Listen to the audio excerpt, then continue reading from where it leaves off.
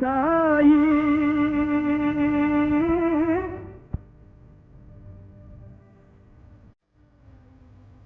வணக்கம் Jaya TV viewers, உங்க எல்லாருக்கும் அட்வான்ஸ் பொங்கல் நல்வாழ்த்துக்கள்.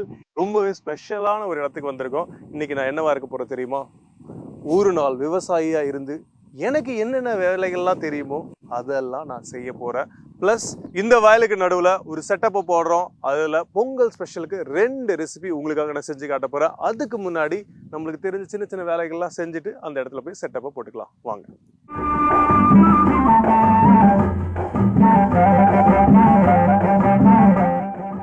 இந்த ஒரு நாள் முதல்வர்லாம் சொல்லுவாங்கல்ல, அந்த மாதிரி இன்னைக்கு ஒரு நாள் விவசாயியா இருந்து அவங்க கூட சின்ன சின்ன விஷயத்தை ஹெல்ப் பண்ணலான்னு வந்தோம். அவங்க ஏதோ பூச்சிக்கொல்லி தெளிப்பாங்களாமே, அதெல்லாம் பண்ணிட்டு இருந்தாங்க. அவங்களுக்கு ஹெல்ப் பண்ணலான்னு சொல்லி வாங்கி நாம் அந்த வேலையை தான் பார்த்துட்டு இருக்கோம்.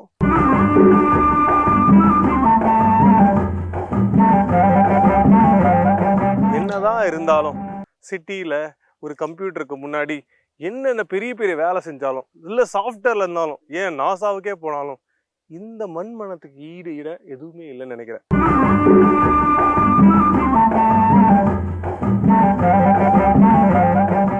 என்ன பண்ணிட்டு இருக்கேன்னு க்ளோஸா வாட்ச் பண்ணிட்டு இருக்கீங்களா? இந்த பயிருக்கு நடுவுல தேவையில்லாத புல் செடி இதெல்லாம் முளைச்சிருக்கும், அதெல்லாம் எடுத்துடுறேன். ஏன்னா நம்ம பயிருக்கு போடுற எல்லா விஷயத்தையும் அதுவும் வந்து இழுத்துக்கிட்டு வளர ஆரம்பிச்சிடும். அது தேவையில்லாத ஒண்ணு.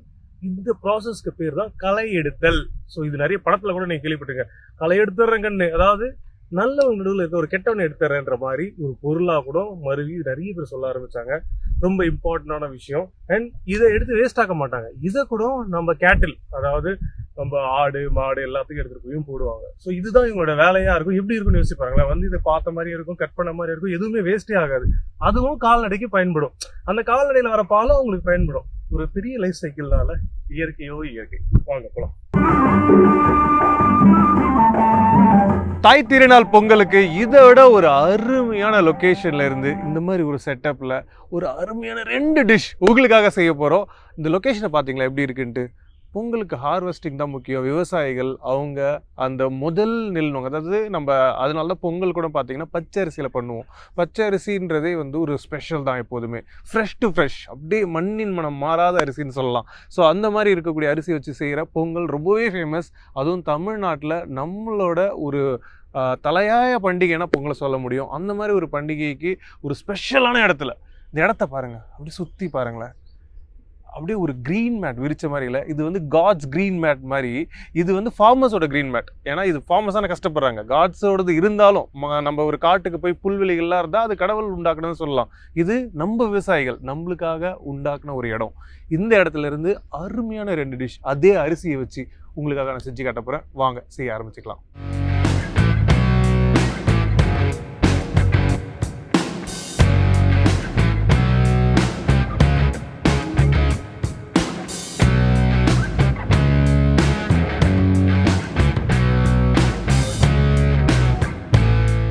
ஸோ இது வந்து நம்ம வந்து நம்மளுடைய கலாச்சாரத்தில் மெஷர் பண்ணுறதுக்காக வச்சுருப்போம். படி ஆழாக்கள்லாம் சொல்லுவாங்க இல்லையா? அந்த மாதிரி பெஸ்ட்டு என்னன்னு பார்த்தீங்கன்னா, எந்த அளவுக்கு நம்ம எடுக்கிறோமோ எல்லாமே அதே ரேஷியோவில் நீங்கள் கரெக்டாக எடுத்து பண்ணிங்கன்னா பர்ஃபெக்டாக வந்து விழும்.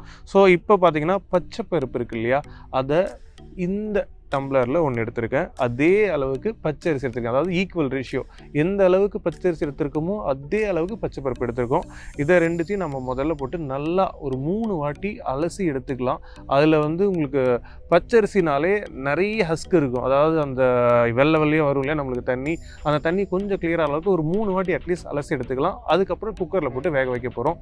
குக்கரில் போட பார்த்து நீங்கள் இது ஒரு டம்ளர் போடுறீங்க இல்லையா, அதே மாதிரி இது வந்து இன்னொரு 4 டம்ளர் தண்ணி. அதாவது இது நீங்கள் கழுவி எடுத்து தண்ணி இல்லாமல் குக்கரில் போட்டதுக்கப்புறம் அதே டம்ளரில் 4 டம்ளர் தண்ணி போட்டிங்கன்னா கரெக்டாக இருக்கும். அதை போட்டு ஒரு மினிமம் 4 to 5 விசில் டன். அதுக்கடுத்த ப்ராசஸ் என்ன நெக்ஸ்ட் ஸ்டேஜில் சொல்கிறேன். ஒரு அருமையான வயல்வெளியில் உட்காந்து அந்த வயல்வெளியிலேயே பச்சரிசியை வச்சு அழகாக கழுவி அதை நம்ம எடுத்து ஒரு பொங்கல் பண்ண போகிறோன்னா அதை விட ஒரு எக்ஸைட்டிங்கான விஷயம் இருக்கவே முடியாது. ஸோ இப்போ பார்த்தீங்களா இந்த வெள்ளை கலரில் இருந்து நீங்கள் கழுவு பார்த்துருப்பீங்க, அது நல்லா போகணும். அதே மாதிரி ஸோ இப்போ நம்ம வந்து குக்கரில் போட பார்த்து இது தண்ணி சுத்தமாக இருக்கக்கூடாது, ஃபுல்லாக ட்ரைன் பண்ணிட்டு தான் போடணும். என்ன பிரச்சனை ஆகும்னு பார்த்தீங்கன்னா, நாம் ஒரு மெஷர்மெண்ட் வச்சு எல்லாமே பண்ணிகிட்ருக்கோம். நம்ம 4 டம்ளர்னு போடுறது, நீங்கள் தண்ணியை நல்லா ட்ரைன் பண்ணாமல் போட்டுட்டிங்கன்னா அது 4 கால் ஆகலாம், 4.5 ஆகலாம், உங்களுக்கு எக்ஸ்ட்ராவாக கொஞ்சம் அது குக் ஆகிறதுக்கு வாய்ப்பு இருக்கும். அதனால தான் சொல்கிறேன், எப்போதுமே தண்ணியை வச்சு நீங்கள் கழுவுனீங்கன்னா, தண்ணி வச்சு மெஷர் பண்ணிங்கன்னா, நம்ம அலசி ஊற்றுற தண்ணி எப்போதுமே ட்ரை பண்ணி வச்சுருக்கணும். அதே மாதிரி நீங்கள் எந்த அளவுக்கு மெஷர்மெண்ட் தண்ணி போடுறீங்களோ அது கரெக்டாக இருக்கணும். இது ரொம்ப ரொம்ப இம்பார்ட்டன்ட், மறந்துடாதீங்க. இந்த ரேஷியோவே வந்து 3-4 விதமாக வந்து வேரி ஆகும். சில பேர் இது வந்து 5 டம்ளர் விடுவாங்க, சில பேர் 3 டம்ளர் விடுவாங்க, சில பேர் ஈவன் 6 டம்ளர் கூட விடுவாங்க. ஸோ இது வந்து உங்களுக்கு நம்ம பண்ண போகிற 2 டிஷ்ஷுக்குமே நியூட்ரலாக இருக்கும். நம்ம பண்ண போகிற டிஷ் என்னென்னு பார்த்தீங்கன்னா, அக்கவரடிசல், அதுக்கப்புறம் ஒரு வெண்பொங்கல், குயிக்காக பண்ணக்கூடிய ஒரு வெண்பொங்கல். இது 2 தான் நம்ம பண்ண போகிறோம். பொங்கலோட ஸ்பெஷல் டியோ காம்போ, டபுள் தமாக்கா மாதிரி. ஸோ நம்ம ஒரு 3 வாட்டி நல்லா கழுவி எடுத்து வச்சாச்சு. ஸோ இதை நெக்ஸ்ட் என்ன பண்ண போகிறோன்றதை பார்த்துக்கலாம். குக்கரில் தான் நம்ம போட்டு பண்ண போகிறோம். இது வந்து நார்மலாக வந்து எல்லாருமே வீட்டில் பண்ணுறதுக்கு ஈஸியாக இருக்குன்றதுனால இந்த மெத்தடில் பண்ணுறோம். இதுவே வந்து டைரெக்டாக நீங்கள் பண்ண முடியும். அந்த டைரெக்டாக பண்ண பார்த்து உங்களுக்கு கொஞ்சம் டைம் எடுக்கும், அதுக்கான ஒரு டேஸ்ட்டும் டிஃப்ரெண்ட்டாக இருக்கும். இப்போ பேன் ஹீட் ஆகிடுச்சு. இதில் நம்ம ஆல்ரெடி நல்லா ட்ரைன் பண்ணி, தண்ணி சுத்தமே இல்லை பாருங்கள், அங்கே பாருங்கள், தண்ணி துளி கூட இல்லாமல் ட்ரைன் பண்ணியாச்சு. அதுவும் நம்ம ஹீட்டாக இருக்கக்கூடிய பேனில் போடுறோம். இன்கேஸ் தண்ணி இருந்ததுன்னா அதுவும் ட்ரை ஆகிடும். ப்ளஸ் எப்போதுமே பொங்கல் செய்யறதுக்கு முன்னாடி ஒரே ஒரு வதக்கிட்டு நீங்கள் தண்ணி ஊற்றுனீங்கன்னா கரெக்டாக இருக்கும். நம்ம எல்லாமே தண்ணியாக ஊற்ற போகிறது கிடையாது, கொஞ்சம் பாலும் சேர்த்துக்க போகிறோம். இப்போ நம்ம இதுக்கு நம்ம முன்னாடியே சொன்ன மாதிரி 4 டம்ளர் ஊற்றுறதுல 3 டம்ளர் தண்ணி ஊற்ற போகிறோம், அதுக்கப்புறம் 1 டம்ளர் பால் ஊற்ற போகிறோம். இப்போ நம்ம இதுக்கு தேவையான தண்ணியை ஆட் பண்ண போகிறோம். எவ்வளோன்னு பார்த்தீங்கன்னா, டோட்டலாக 4 டம்ளர், அதில் 3 டம்ளர் தண்ணி, 1 டம்ளர் பால் ஆட் பண்ண.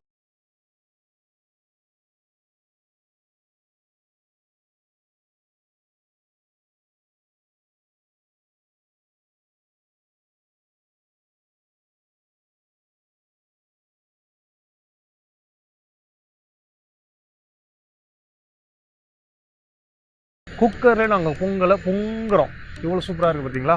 ஸோ இப்போ ஆல்மோஸ்ட் 3 விசில் வந்துச்சு. இன்னொரு 1 விசில் வந்தால் போதும். நம்ம அதுக்குள்ள அந்த ரேஞ்சுக்கு ஷிஃப்ட் பண்ணிவிட்டு அடுத்த ப்ரொசீஜரை ஆரம்பிச்சுக்கலாம். முதல் ஸ்டெப், இதுக்கு தேவையான பாத்திரத்தை எடுத்து வைக்கிறோம். ஹெவி பாட்டம், மறந்துடாதீங்க, ஹெவி பாட்டமாக இருக்கணும். ஏன்னா அவ்வளோ நேரம் நம்ம அதை குக் பண்ண போகிறோம். இப்போ ஒரு மிக்சர் ஒன்று ரெடி பண்ண போகிறோம். இது நார்மலாக 3 டைப்பில் பண்ணுவாங்க. இது ரெடி ஆனதுக்கப்புறம் நெய்யில் பால் எல்லாத்தையும் போட்டு நல்லா குக் பண்ணிகிட்டே இருப்பாங்க. ஆனால் இந்த மெத்தட் வந்து இன்னும் சூப்பராக இருக்கும். அண்ட் நீங்கள் பிலீவே பண்ண மாட்டீங்க, ஒரிஜினல் ரெசிபியில் வந்து பார்த்தீங்கன்னா எருமை மாட்டு பால் யூஸ் பண்ணி நான் பார்த்துருக்கேன். ஸோ அவ்வளோ டீப்பாக எனக்கு ரெசிபி சொல்லிக் கொடுக்கலனாலும் எருமை மாட்டு பால் வந்து அதை பார்த்துருக்கேன். அப்புறம் பச்சைக்கல் புறம் எடுத்துகிட்டு வந்து அதை பார்த்துருக்கேன். அந்த ஸ்மோக்கி ஃப்ளேவர் பயங்கரமாக இருக்கும் அக்கவரடிசல்ல. ஸோ அதே மெத்தடில் தான் நம்ம இன்றைக்கி பண்ண போகிறோம். அதுக்கு ஃபஸ்ட்டு என்ன பண்ண போகிறோன்னா, இப்போ நம்ம ஃபஸ்ட்டு இதுக்கு தேவையான நெய் எவ்வளோ போடணும்னா கணக்கு பார்க்காம போடணும். அவ்வளோதான் ரெசிபி.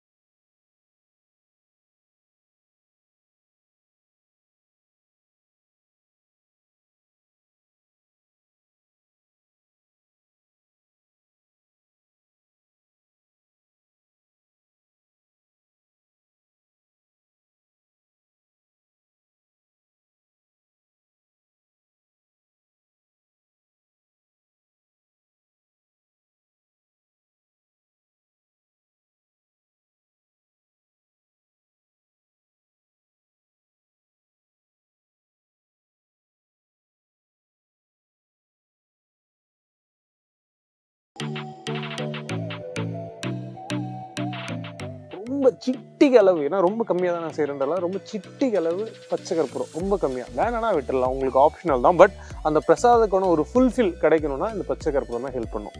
ஸோ இதை இந்த ஸ்டேஜில் நம்ம ஆட் பண்ணுறோம். அதே மாதிரி இன்னொரு முக்கியமான விஷயம், நிறைய பேர் இதை மிஸ் பண்ணுறது உண்டு, ஆனால் மிஸ் பண்ணாதீங்க. ஸ்வீட்டு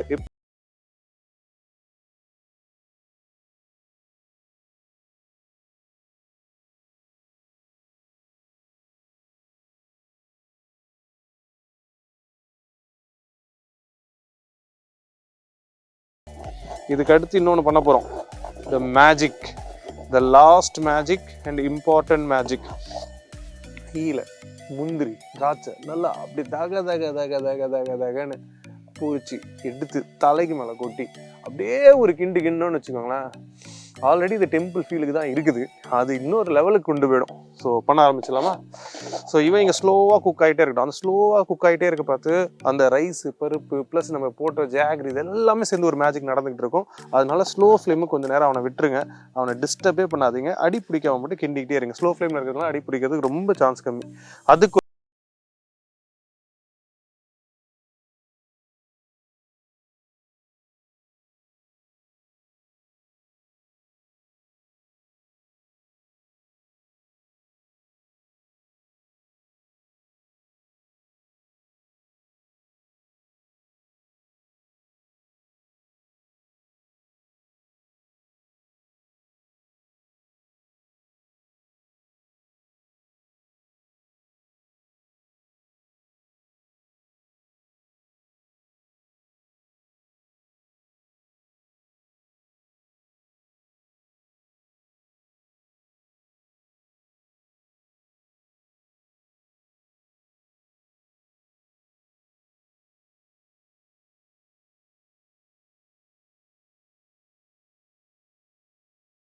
தெரியுது, இருந்தாலும் நீங்களும் இதே மாதிரி பொங்கலை செலிப்ரேட் பண்ணுன்ற ஒரே நோக்கத்தோட நாங்கள் செஞ்சுட்டு இருக்கோம். கண்டிப்பாக இந்த ரெசிபி நீங்கள் ட்ரை பண்ணோம். இந்த மேஜிக் ஸ்டேஜ் இதோ ரெடியாக இருக்கான் பார்த்தீங்களா? சும்மா தக தக தக தகனுங்கிறான்ல, இவனை தூக்கி இந்த கரணையெல்லாம் தட்டி எடுத்துட்டு அப்படியே இவனை தலை மேலே தட்டி விடணும்.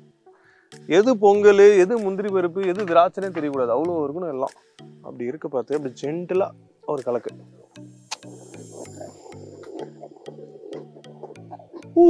அப்படி இருக்கு பார்த்தீங்களா? எப்படி இருக்கு? அப்படி அப்படி வளரணும்னா எப்படி இருக்கு பாருங்க. வா அப்படி இருக்கு. சும்மா கலர் தக தக தக தகன்னு இருக்கு. எடுத்தா இதுலேயே ஒரு 10 முந்திரி பருப்பு மட்டும் அந்த அளவு முந்திரி பருப்பு சாப்பிட பார்த்து உங்களுக்கு அந்த நெய் ஃபீல் கிடைச்சோம். ஆல்ரெடி மேலே மிதக்குது பாருங்க நெய். ஸோ அந்த நெய்யை பார்த்தாலே உங்களுக்கு அந்த ஃபீல் கிடைக்கும். நீங்கள் பாருங்க, தெரியுதா? ஒரு கரண்டி எடுத்தா அதில் மேலே பாருங்க அப்படியே நெய் மிதக்குது, அது உள்ள உள்ள முந்திரி பருப்பு கலர் எல்லாமே வேற மாதிரி ஒரு ஸ்டேஜில் இருக்குது. இப்போ இதில் வந்து 2 வேரியேஷன் இருக்கும். ஒன்று சில பேர் சாஃப்ரான் போடுவாங்க, ஆனால் ரெசிபியில் சாஃப்ரானே இருக்காது. என்ன கேட்டிங்கன்னா அதுக்கு பதில் வந்து ஸ்மோக் பண்ணலான்னு சொல்லுவோம். அதாவது சார்கோல் தான் ஸ்மோக் பண்ணிங்கன்னா அந்த கோயில் பிரசாதத்தோட ஒரு முழுமையான இதை கிடைக்கும். ஸோ பட் நம்ம இப்போ நம்ம கேஸில் தான் செஞ்சுருக்கோன்றதுனால அப்படியே விட்டுற போகிறோம். நெக்ஸ்ட்டு வெண்பொங்கல் செய்ய ஆரம்பிச்சுக்கலாம்.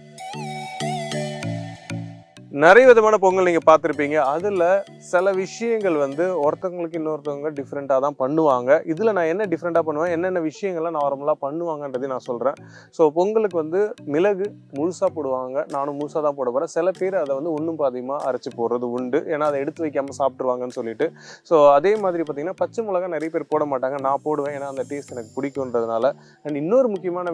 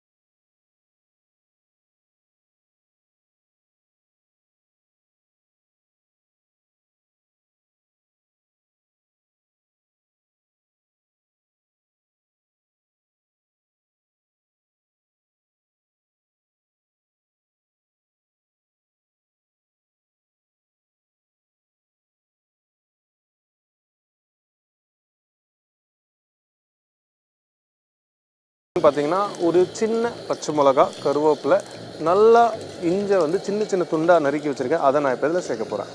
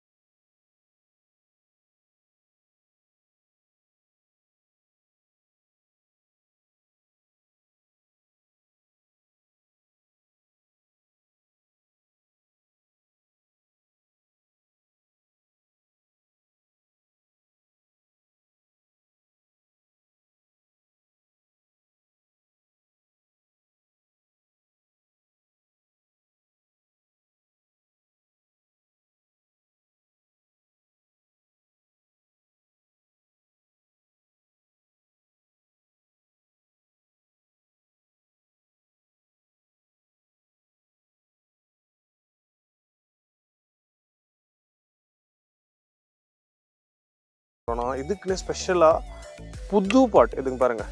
இது வந்து வெண்பொங்கலுக்கும், இது வந்து அக்கவர் எடிசனுக்காகவும் ஸ்பெஷலாக நம்ம பொங்கல் எபிசோடுக்காக ஹேண்ட்மேட் செஞ்சு எட்டு வந்தது. இதுக்குன்னு ஒரு குரூப் செஞ்சு நம்மளுக்காக கொடுத்துருக்காங்க. ஸோ இதில் நம்ம இதை சர்வ் பண்ணலாம். ஃபஸ்ட்டு வெண்பொங்கல்.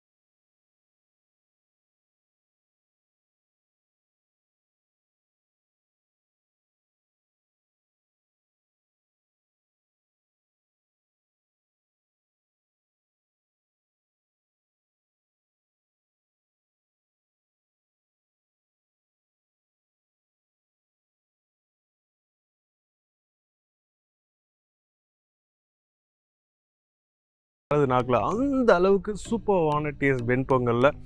இந்த பொங்கல் ரொம்பவே ஸ்பெஷல் ஆக்கிறதுக்காக உங்களுக்காக 2 டைப் ஆஃப் பொங்கல், ஒரு சின்ன சின்ன சேஞ்சஸ் பண்ணாலும் ஒரு அட்டகாசமான அவுட்கம் வரக்கூடிய சூப்பர் ரெசிபி கண்டிப்பாக இந்த பொங்கலுக்கு நீங்கள் அதை ட்ரை பண்ணிவிட்டு எப்படி இருந்ததுன்றதை எங்களுக்கு சொல்லுங்கள். இதேமாரி சூப்பர் ரெசிபிஸோட நான் உங்களை வந்து பார்க்குறேன். until then bye from Chef Saravanan. Tata.